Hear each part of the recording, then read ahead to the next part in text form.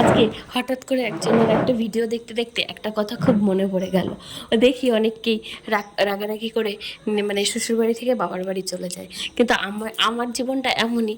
আমি মানে বাবার বাড়ি থেকে ঝগড়া করে শ্বশুর বাড়িতে চলে আসি, কিন্তু শ্বশুর বাড়ি থেকে ঝগড়া করে আমাকে একদিনও এখনো অবধি বাবার বাড়িতে যেতে হয়নি। আর আসছে দিনেও মনে হয় না হবে। তো এই যে এখন মানে একজনের ভিডিও দেখছিলাম, তো তাই কথাটা মনে পড়ে গেল।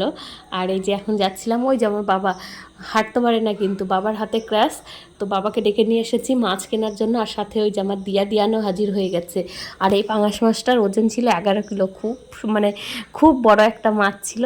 আর বাবা খেতে ভীষণ ভালোবাসে। আর এই যে সাদা জামা পরা এই কাকুও মাছ খেতে খুব ভালোবাসে।